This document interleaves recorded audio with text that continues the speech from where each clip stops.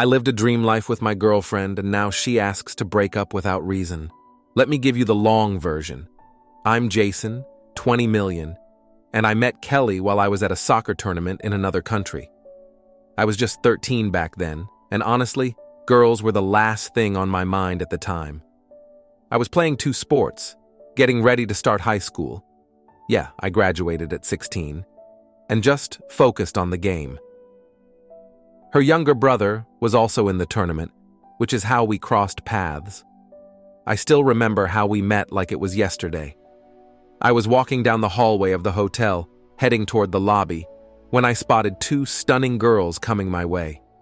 To my right, there was this tall, curvy girl with sandy blonde hair, exuding serious confidence, and on my left was this adorable girl with bleach blonde curly hair, big green eyes, and these fairy-like features. To my surprise, they stopped in front of me, and the cute one, Kelly, said, "Hey Jason, how are you feeling?" I must have looked so confused because she just smiled at me, holding out her drink, and asked if I wanted a sip. I thanked her but told her I was just going to the lobby to grab a soda. Without missing a beat, both girls said, "Great, we'll come with you." Now, I was super shy back then and had no clue how to act around girls. All I could muster was a quiet, "Sure," and we started walking. They flanked me, one on each side, chatting across me like I wasn't even there. Kelly explained to her friend how she knew me through her brother. I vaguely remembered playing on the same team as her brother a few years earlier before I got moved up to an older age group. When we finally got to the lobby, it hit me what was happening. The place was packed with players from the tournament, and I could feel eyes on me. It seemed like everyone was staring, watching this tall, skinny kid walk in with 2 beautiful blondes by his side. It was surreal, but it gave me a serious boost of confidence. I headed to the hotel shop to grab my soda, and Kelly's friend, Megan, spotted someone she knew. She gave me a quick, "Nice to meet you, Jason," and walked off, leaving me alone with Kelly. Kelly stuck close by as I made my purchase, and then she asked if we could sit on one of the lobby couches to finish our drinks. I agreed, and we spent the next couple of hours talking. We flirted a bit, well, as much as you can at 13, and talked about everything from family to friends. Eventually, I walked her to her room where she was staying with her parents and brother before heading back to mine. That night, I couldn't sleep a wink because I couldn't stop thinking about her. After the tournament, I called her the day I got home with a little push from my mom, and we officially started dating a few weeks later. It's been 7 years since. From where I'm standing, our relationship has been perfect. We've supported each other through everything. Kelly was my first everything, and I was hers. She was a figure skater, and when she wrecked her knee so badly she needed surgery, I was right there by her side.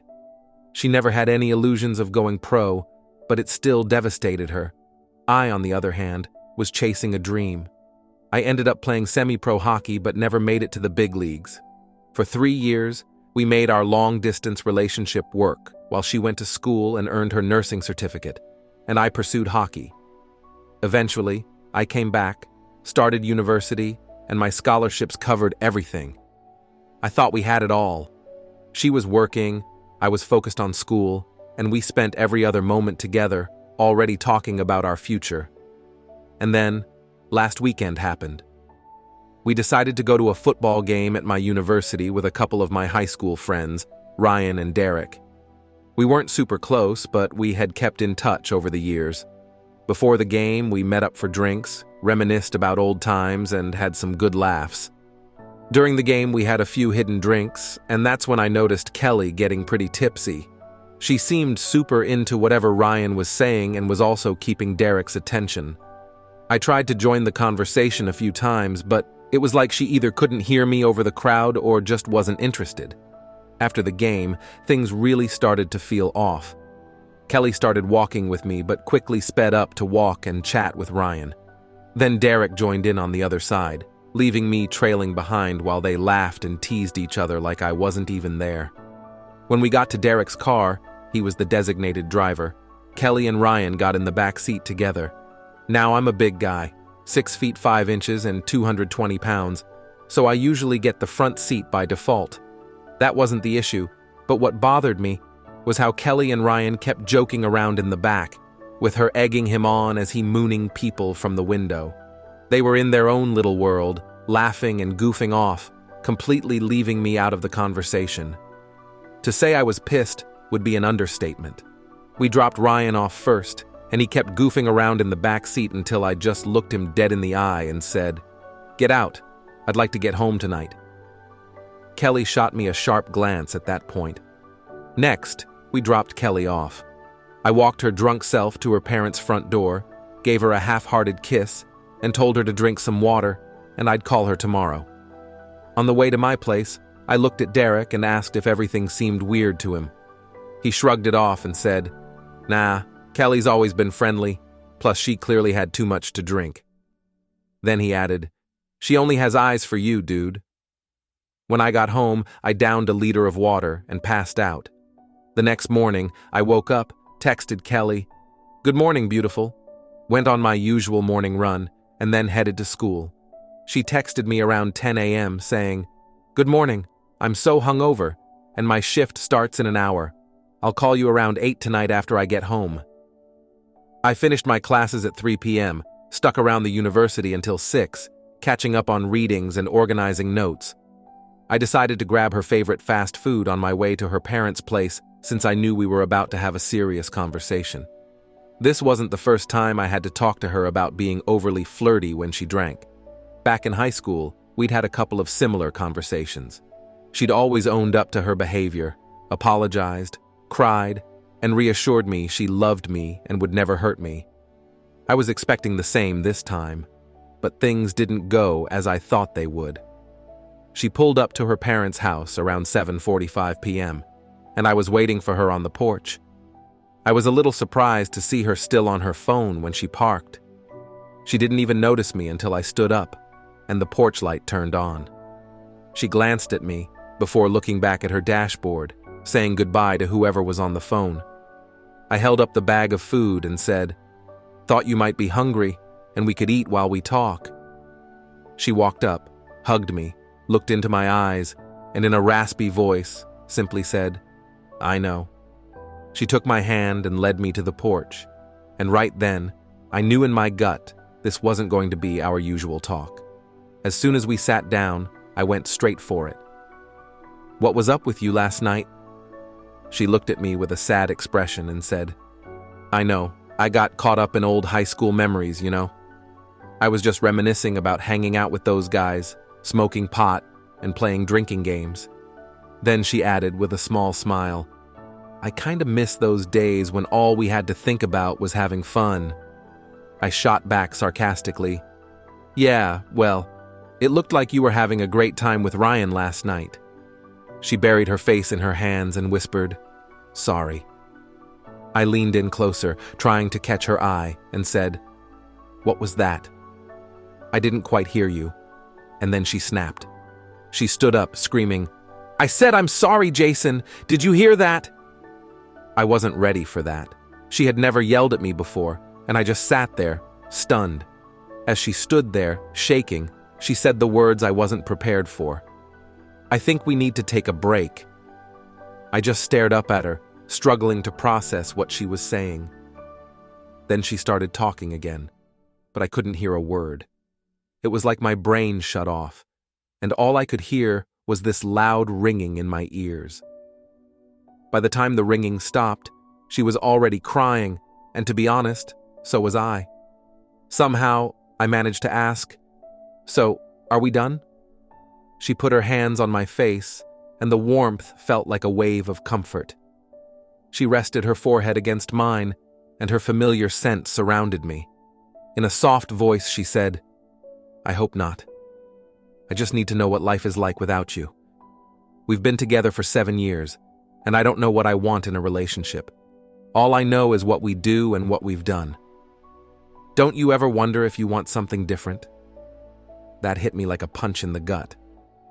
I stood up, towering over her, and snapped, "So you want to date other people but don't think we're done?" She collapsed into her chair, curling into a ball, and all I wanted to do was reach out and hold her, but I stopped myself. She just kept sobbing, No, no, no, no. Then she blurted out, "Do you realize that we haven't gone a single day in the past 7 years without talking?" I shot back, "Why wouldn't we talk?" She replied quietly, "I need to figure out who I am, Jason." She continued, "I'm asking for space. I need 3 months of no contact, 3 months to make my own decisions without asking your thoughts or opinions. I know this is going to hurt us both, but I love you so much that I think we'll be stronger if we know who we are as individuals. Let's take a break until December 15th. After that, we can start planning to move in together next year." I stared at her, watching her tremble in her little ball, and said, "Your plan only works if we stay loyal to each other." She looked up at me, confused, and said, "I don't understand." "Have you ever felt like I don't listen to you?" I asked. "No," she answered. "Have we ever made decisions about us without talking them over first?" She shook her head. "No, we talk about everything, Jason." I softened my gaze and said, "I know I'm demanding and I expect a lot from myself and you. But you're the most important person in my life. You've taught me empathy, and you've shown me that life isn't just a straight path. We've gone through so much together, and I can't imagine who I'd be without you. My point is, if we can make choices over the next 3 months with each other in mind, maybe this will help. But we have to stay loyal to each other, even during the no contact. Does that make sense?" And that's when she tore my heart out. She looked at me and said, "I'm not sure that thinking about you during this time will help, Jason. You'll always be in my heart, but I need to make my choices without considering you." That's when I got up and walked away, muttering, "I hope you're still my love on December 15th. I could hear her crying as I got into my car and drove off. So, here I am, a complete wreck, asking one simple question: what should I do? I posted 3 days ago about my girlfriend of 7 years demanding a 3-month period of no contact so we could take a break from each other. I want to thank everyone who took the time to read and respond to my post. I know it was long, but writing it all out helped me focus on the journey we've been through so far. After rereading the conversation multiple times, I've come to a conclusion that I disagree with most of the responses I received. I don't believe Kelly has someone else in her heart or mind. I really hope I don't end up doing one of those Reddit "you were right" posts, but here's what I'm thinking. First of all, I can't see how she would have had time for anyone else in the past 1.5 years. We've been practically inseparable. Second, my gut has never let me down when it comes to her. It might sound strange, especially since I'm a pretty logical person, but I can't deny it. The best example I can give is from when I left to play hockey. We'd talk on the phone every night, and she was always upbeat, giving me pep talks and making me laugh. But after a couple of weeks, I started getting these intense stomach cramps after our calls. At first, I thought it was just stress, but then my friends started texting me, saying Kelly wasn't herself at school. She wasn't sticking around to chat with anyone, and they described her as looking like a zombie. I called her mom, and sure enough, Kelly was struggling with separation anxiety or something like that. Her mom thanked me for letting her know, and just like that, my gut feeling disappeared. Long story short, my gut has always been right, and right now, it's not my gut that's acting up. It's my heart. And it's shattered. Now, for the update and the reason I'm posting again. I spent all of Sunday in a panic. I texted Kelly at least 100 times and tried calling her at least 20 more. I even tried sending her an email, but it bounced back. I'm clearly blocked on everything, and it hurts more than I can explain. I really don't understand the point of what's happening. I get the whole no contact thing when people break up, but why is she doing this on a break? When I replay our conversation in my head, it's her saying she needs to find herself that sticks out the most. She wants to be sure she's making her own choices and not just going along with what I want. Honestly, I kind of get that. I've been on sports teams my whole life, and it's easy to just sit back and let the group decide everything. If you never speak up, you never have to worry about causing conflict or rocking the boat. But eventually, you start to feel like you're not even participating anymore. That's when resentment creeps in and you become uninterested. Neither of those things is good for a team or a relationship. That said, I don't for a second believe Kelly has become resentful or lost interest in our relationship. I'm honestly skeptical that she even feels unheard in any way. I'm just completely baffled by what's happening. What's the purpose of no contact? Why can't I send her a couple of texts a day? I don't see why I can't just remind her she's always in my heart and on my mind. If anyone has insight into this, I'd really appreciate it. Monday was rough. I skipped school. I couldn't get out of bed. My whole body felt sick, and I couldn't stop shaking. I have 2 younger brothers, and they both approached me after they got home from school. Apparently, Kelly has a Facebook account that they follow. They noticed how messed up I was and saw some strange memes on her page, so they messaged her, asking if she was okay. She replied that she was fine, but told them to check on me. She also said she loved them, but wouldn't be available to chat for a while. That was the first time my brothers had ever seen me break down in front of them. Now it's Tuesday morning, and I'm starting to feel a bit more functional. I'm going to try to power through my classes today, but it's pretty obvious that word is getting around. I've been getting a steady stream of texts from friends, family, and acquaintances.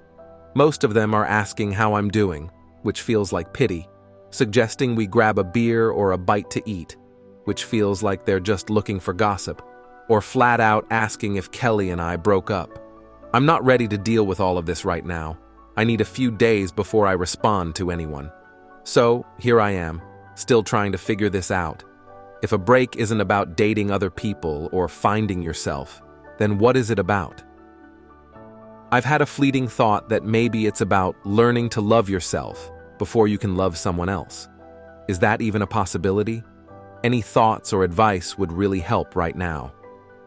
I mentioned on Tuesday that word about my relationship was spreading fast. It's crazy how quickly people learn your business these days. I couldn't deal with the constant questions, so I turned my phone off and left it by my bed. Honestly, it felt pointless to keep it on since its main purpose, talking to Kelly, was gone. Yeah, sad thoughts suck. Wednesday morning was better. I actually managed to sleep, and I had enough energy to do some push-ups and squats before heading to school. I didn't hang around after class and was back home by 3. No sooner had I gotten home than 3 of my friends showed up. I offered them coffee, but instead they grabbed me and dragged me out of the house. One of them grabbed my golf clubs that were sitting by the side of the house, and off we went. Clearly, my family and friends were working together on this. I had to laugh. There's a group of 6 of us who've been playing hockey together since we were 10. We traveled together, ate together, worked out together, and were basically inseparable for 10 months out of every year. They're like brothers to me. Even when a few of us were chasing our dreams in different cities, we stayed in touch. The 3 who picked me up were Aaron, Alex, and Andy. Yep, all our names start with A. The other 2, Warren and Trevor, live and work in other cities now. So, that's where I'm at. If anyone has insight into what this break is really about, I'd love to hear your thoughts. The guys gave me a hard time about not answering my phone, but I just told them the constant stream of stupid texts was getting overwhelming. They got it and let it slide. The rest of the afternoon and evening was filled with laughter, jokes, and some friendly competition on the golf course. I steered clear of alcohol. I've learned that it only makes a bad mood worse. The elephant in the room was never brought up, which was honestly a relief. After the round, we hit up the clubhouse, and I finally had my first proper meal since Saturday. By the time they dropped me off around 10, I felt so much better. Everyone needs friends like that in their life. Thursday started on a good note. I went for my first run in a while and had a decent day at school, though I lost focus a bit by the end. When I got home, I made the mistake of scrolling through my phone. I wish I hadn't, but now here we are. I'd appreciate some advice on how to deal with these responses. I've already responded to the positive messages. Kelly's brother, Dan, reached out. thanking me for being a big part of their family for the last 7 years. He's a smart guy, studying at an Ivy League school out east, and he expressed hope that Kelly and I would work through whatever is going on. His message really meant a lot. My oldest friend, Will, also sent a nice message about moving forward. He's currently on tour with his band, but will be back in town next month, and I'm looking forward to catching up with him. Then there were a bunch of well-wishers, and I replied with a simple, thanks. But this is where things get weird, and I could use some help. It feels like some people only remembered I exist because they heard I was going through a rough time. I've got a Facebook and Instagram account, though I rarely use either.